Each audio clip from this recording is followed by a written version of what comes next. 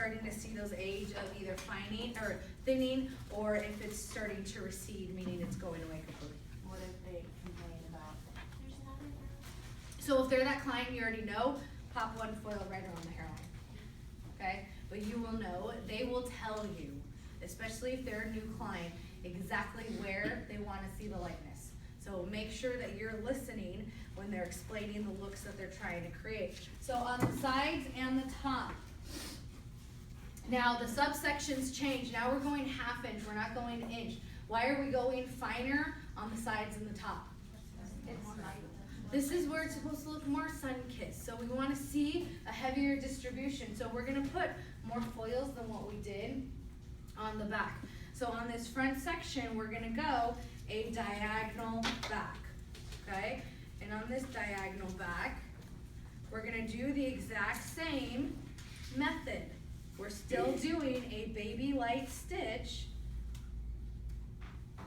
and still doing our peaks and valleys. So I just want you guys to see, especially on the Ellie, like you could see how much more hair is starting to come. So on your stitch, be mindful of that this is a lot heavier distribution of hair, and then it starts to get somewhat normal, okay? So the hairline is always the heaviest with that distribution. So we're gonna go ahead and do our micro stitch. We're going to apply our foil. Anyone have any foil issues? Meaning, how was your foil securing? How was your application? I put my lip the other way. Right, so how many put the lip the other way going towards them? Okay, so is that right or wrong? Wrong. Not necessarily wrong. Totally I depends knew on, it, but it's wrong. totally depends on who you ask. Some people are taught that way. So it's not wrong, but it will be a challenge when you want to go back and secure. Because the lip's coming towards you, you physically can't secure. So I like the lip going away from me because it allows me to go back and secure. So that's a hot tip. If you're trying to do the lip towards you, try, especially on the mannequin right now, do it away from you. In certification, will they expect you to have your lip in it? They will not be picky with the way that the lip is folded in certification. Great question. But as long as there is no bleeding, no way for that foil to slide off. So again, when I tri-fold, the way that my lip is folded, it allows me to lift this, go back and secure. If the lip is the other way, I cannot do that. Does that make sense? So what I'm talking about is when I say the lip the other way, is let me just show you guys. This next section is gonna be how much? ½ inch. ½ inch. And then this one's starting to get a little wide. So I'm gonna break that in half for my own security. And when I talk about the lip going away from me, and sorry, I have to think about it. So the lip going towards me, I can't go back and secure.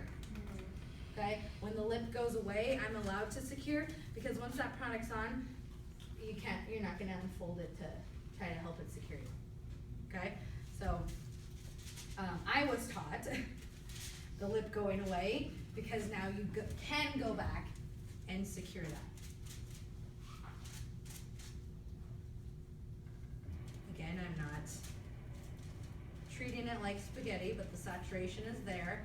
My peak, my valley. My peak, my valley. Going back in and try folding it, and then I'm able to lift that so that I can secure it properly and close the corners. Okay? So those are the sides. We're gonna go all the way up the sides until we completely run out of hair. Okay? So those are going to be anywhere from 1/4 to 1/2 inch section, depending on how much lightness your client is wanting to see. Now the horseshoe, I love this technique because it gives clients versatility.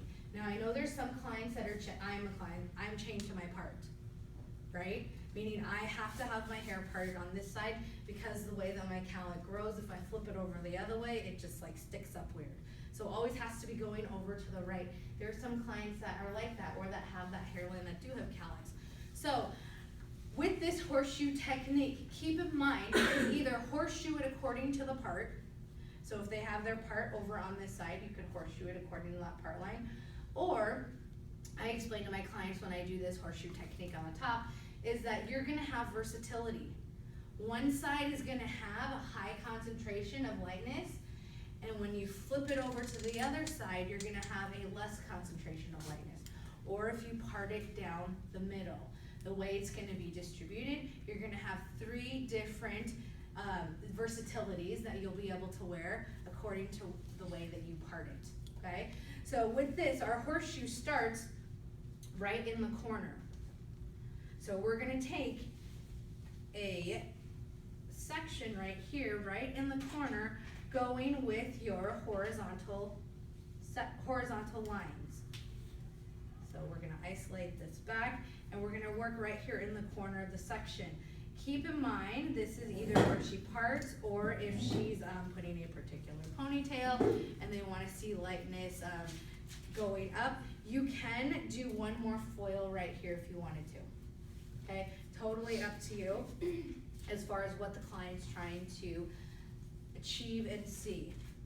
So again, my same methods is I'm applying it on the mid shaft, working it through the ends with the same consistent distribution of saturation, peak, valley, peak, valley, peak, valley. I think it works better when you say it. Peak, valley, peak, valley. Then we're gonna go ahead and trifold, go ahead back and secure this into place and fold that out of the way. Then we're gonna continue on with our next section. Again, still with that 1/2 inch to 1 or 1/4 of an inch to a 1/2 inch subsection. Now you're gonna notice that these sections are gonna get wider and wider because you're working with the widest top of the head. So we're gonna break these up into 2 sections right here, okay? Is everyone with me so far? Okay? Like diagonal back. Diagonal back still, okay? And it's gonna be, excuse me, it may be a little challenging to maintain a diagonal back, because why? Yeah, because you're working with a circle. You're working with a circle. So if you need to do what I just did, take it off, take a step back, are we still at our diagonal backs? Or if you need the bird's eye view, are we still at a diagonal back? We look good. So you want to maintain that diagonal back section and still taking your baby light pattern. What questions, concerns may you guys have? Yes? If I do part it in the middle, Yeah? would it be beneficial to do the part and do diagonal back on both sides instead of doing it just all? You totally could do that, absolutely. So you can work according to their part or customize it. I like doing it a horseshoe because I will be honest with you, the end result, they get multiple looks in one technique. And people want more bang for their buck, if that makes sense. Meaning they wanna see more variations if they part it down the middle, off to the side, or in its natural fall. So I'm gonna get to Danielle and then you. So when you part it in the middle, doing the horseshoe, Uh-huh. how does it look? Does it look lighter or is it just? You're still seeing those diffused lived in pieces. Because we're not creating a highlighted effect at this base, it's still looking lived in. Okay, so you're still seeing that soft seamless line right at the base, and then it cascades into those lighter pieces. So great question. So And then if- I'm gonna get to her and then I'll get to you, okay? Like myself, if they wear, thing in the front, would Yeah. you leave this out? And then That would be a great question to ask the client. I always ask my bang clients, do you wanna see lightness in the bangs or do you want that to be your depth? So it's totally up to the lifestyle of you and or the client. If they say do whatever, I will do a couple pieces in the bangs because I don't like seeing all lightness and then It's dark just bangs. leaving out of the horseshoe? Yeah. Yeah, great question. And then there was one Now, more. if they aren't definitely always on the right side, do you start? Yes, you start your horseshoe according to the part. So like myself, if I always part it on this side, my horseshoe is gonna start right here, then I'm gonna start taking my foils according to this part. Does that make sense? Is everyone good? Everyone know what they need to do? So how much time do we need to allow for the sides as well as the top? How much time do you think that's gonna take you guys? 20 minutes? 20 minutes, fair enough? Okay, so we're going to set it for 20 minutes for the sides and the top. If you guys did not finish your back, that's an awesome time to pop those last couple ones back in, but you will have 20 minutes for sides and tops. Ready, set, go.